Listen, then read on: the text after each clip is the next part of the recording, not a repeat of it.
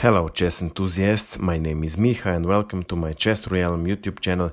Today I am going to show you a rapid game between Ian Nepomniachtchi, commonly abbreviated as Nepo, and Magnus Carlsen. It was played recently on Legends of Chess event, which was a part of Magnus Carlsen tour. This game is from the finals, and in the game Nepo had white pieces and he started with e4, c5, knight to f3, d6, d4, c takes on d4, knight takes on d4, knight to f6, knight to c3 and a6. And now we have a Najdorf variation of the Sicilian defense. White usually continues with bishop to e3 or g5 or bishop to e2. In the game, however, white played rook to g1, which is known as freak attack.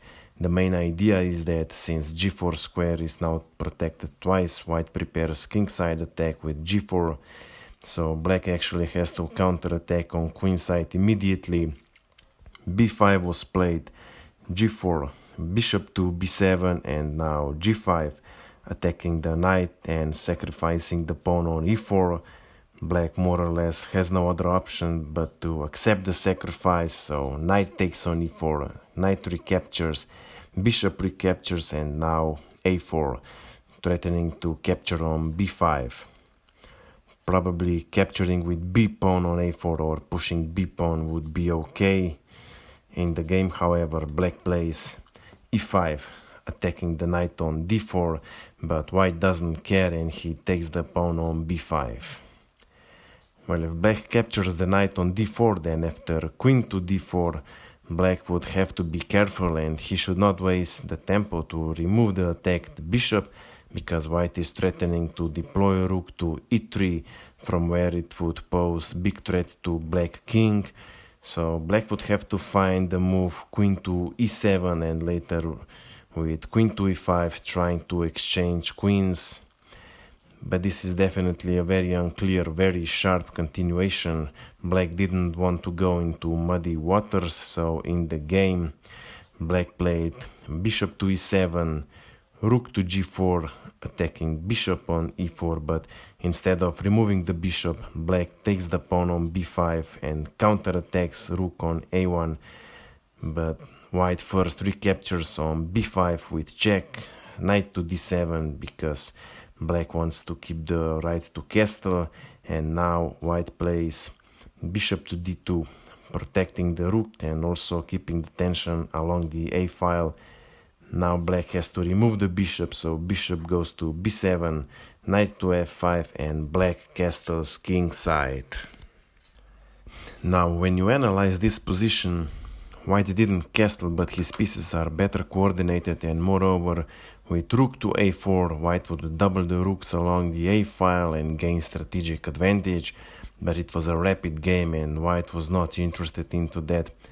Instead, white has decided to launch an attack on the black king, but currently his queen is tied to the defense of the rook, so first white gets rid of it, so rook takes on a8, bishop recaptures, and rook to h4, threatening queen to h5. If that would happen, black king would be mated in a couple of moves. There would be no escape, so black has to prevent that. g6 was played, queen goes to g4. Black cannot take the knight on f5 because he loses control over h5 square, in which case it's all over for black. And moreover, white threatens with knight to h6, discover attack on the knight on d7, who would be double attacked, so first black resolves that issue, knight goes to c5 and queen goes to h3.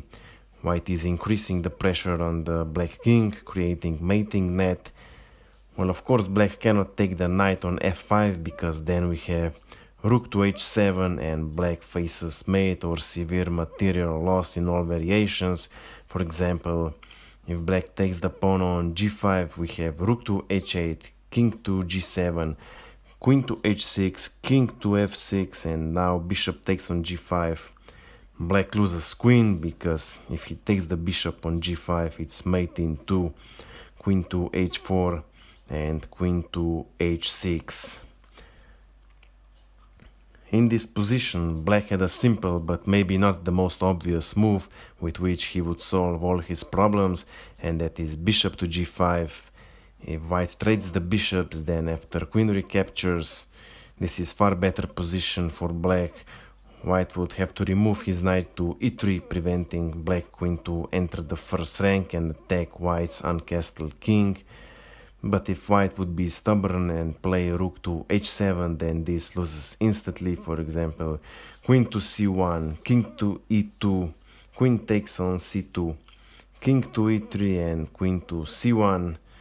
Now you can see that white king has a limited space of movement. Black would probably grab some more material, and computer says it's mate in 15 moves, so probably a winning position for black.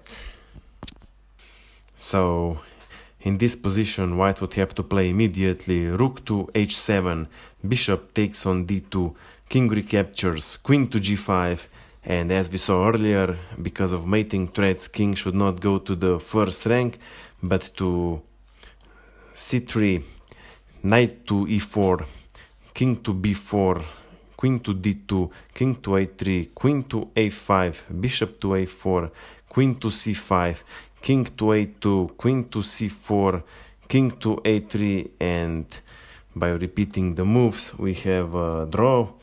Of course, it's not an easy combination to see, and it has a couple of sub-variations.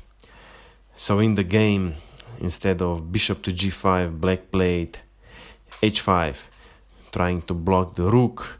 Of course, white cannot play it en passant, because then black takes the rook. But anyway, this was a fatal blunder. I'm going to give you a couple of seconds to find the correct response from white. White played rook to h5, threatening mate in 1, or if black takes the knight, then mate in 2. So black has to take the rook. Now queen recaptures, and all white needs to do is to deploy the queen to g7, so black faces either mate or severe material loss. Bishop to f6 doesn't help. White simply captures, and now after queen to g4 check, a queen cannot defend on g6 because then knight forks the king and whatever happens to be on g6.